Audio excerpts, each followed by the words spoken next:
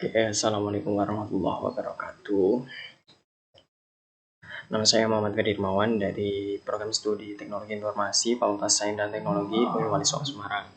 Kali ini saya akan mempresentasikan tugas mengenai membuat tugas metode pembelajaran menggunakan PPT mata kuliah Teknologi Multimedia yang diajarkan oleh Bapak Nur Cahyo Hendro Wibowo.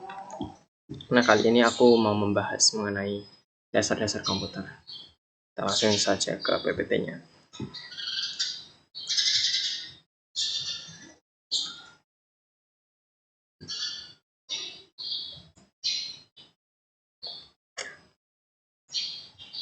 Nah, untuk isi pembahasan kali ini, saya mengambil 4. Yang pertama ada pengertian komputer, yang kedua ada fungsi komputer, yang ketiga ada komponen komputer, dan yang keempat dampak komputer.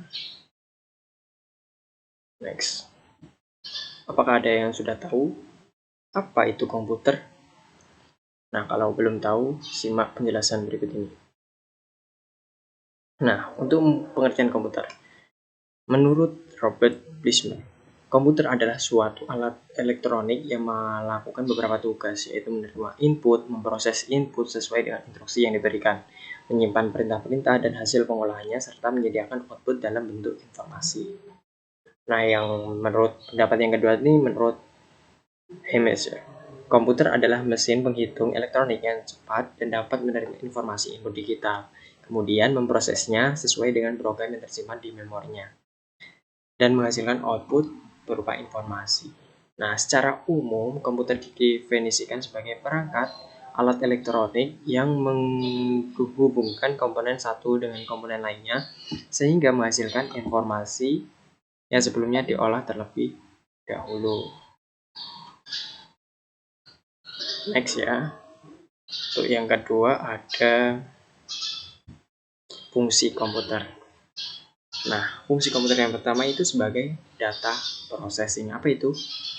Komputer digunakan untuk pengolahan data, sehingga dapat menghasilkan output berupa suatu informasi.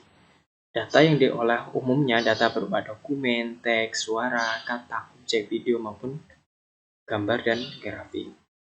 Nah, fungsi komputer selanjutnya yaitu sebagai data storage. Komputer berfungsi untuk pengamanan dan pemakaian kembali data. Komputer dapat melakukan fungsi penyimpanan dan pengambilan data. Misalnya ketika kita menggunakan Microsoft Word, kita kan dapat melakukan penyimpanan data tersebut dalam hard disk dan juga dapat mengambil kembali data tersebut atau membukanya kembali. Nah, fungsi yang ketiga dari komputer adalah sebagai data movement. Apa itu? Komputer juga dapat melakukan pemindahan data dari satu komputer dengan komputer lain atau alat-alat komputer yang lainnya. Nah, yang fungsi komputer yang keempat itu sebagai kontrol. Nah, komputer juga berfungsi untuk mengatur dan mengendalikan alat input dan output, mengambil instruksi-instruksi dari memori utama, dan mengirim instruksi ke ALU bila ada perhitungan aritmatika atau perbandingan logika, serta mengawasi kerja, mengontrol eksekusi instruksi secara berurutan. Next. Nah, selanjutnya yaitu komponen komputer. Komponen komputer yang pertama yaitu adalah input.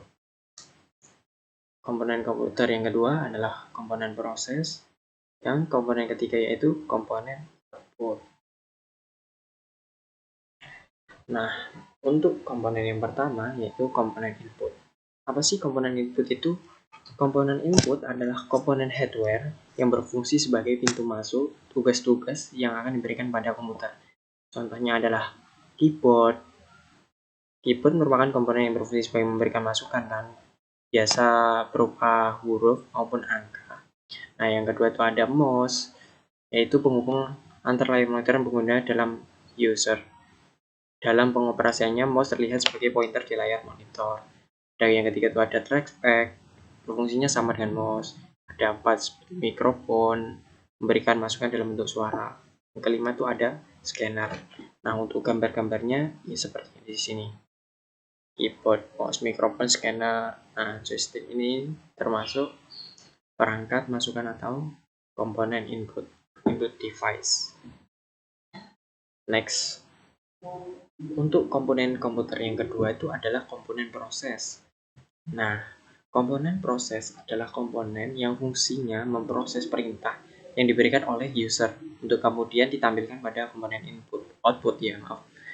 Contohnya tuh ada prosesor, motherboard, hard disk, memori, dan lain-lain. Nah, untuk fungsinya kalian bisa pelajari sendiri ya. Nah, seperti kayak gambar-gambar di sini. Nah, ini merupakan komponen proses atau processing device. Oke, next.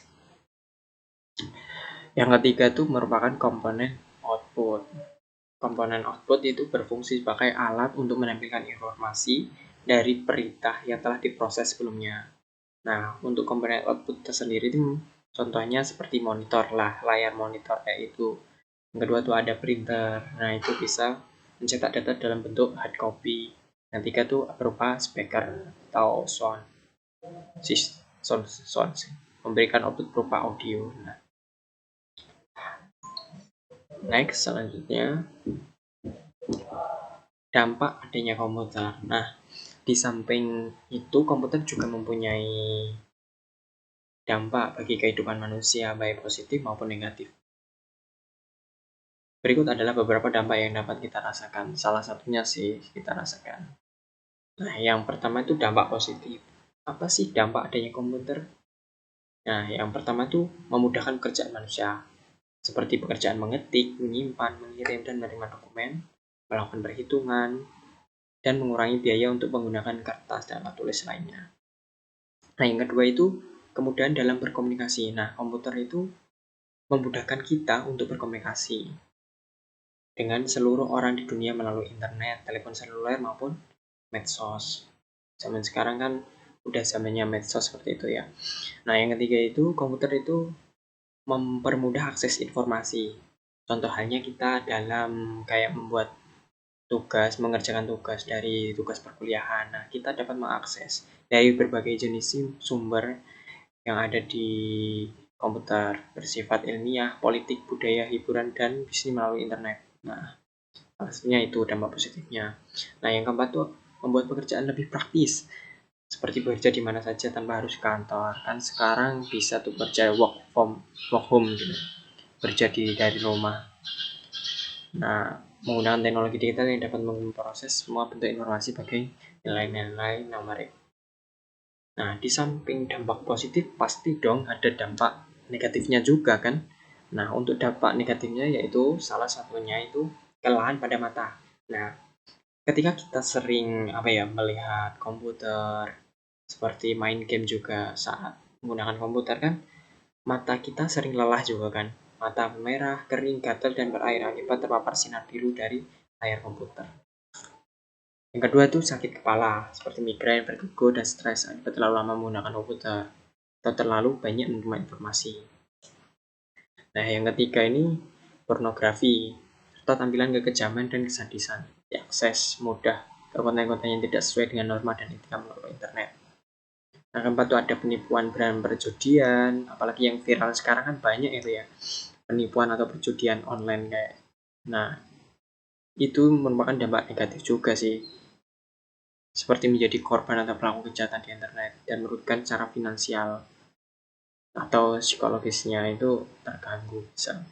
Nah, yang terakhir itu kecanduan atau ketagihan komputer. Seperti anak-anak zaman sekarang tuh kayaknya kalau nggak pakai komputer tuh kurang abdul ya. Soalnya kan anak-anak sekarang tuh hampir belajar, bermain, dan lain-lain itu menggunakan komputer, menghabiskan waktu berlebihan. Nah, dan mengabaikan kegiatan lainnya yang lebih penting atau bermanfaat. Contoh aja sekolah sekarang tuh pasti menggunakan komputer kan, lewatnya bisa lewat Zoom, lewat Meet kan kayak gitu sekolah sekarang. Jadi itu sih zaman sekarang. Nah, komputer itu juga mempunyai dampak positif dan dampak negatifnya juga.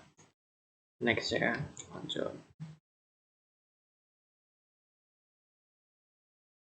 Nah, cukup sekian penjelasan mengenai dasar-dasar komputer dari saya. Terima kasih. Kurang lebihnya saya mohon maaf apabila ada salah kata atau perbuatan yang kurang berkenan, mohon dimaafkan. Cukup sekian dan terima kasih. Sampai jumpa di pertemuan selanjutnya. Oke, assalamualaikum warahmatullahi wabarakatuh.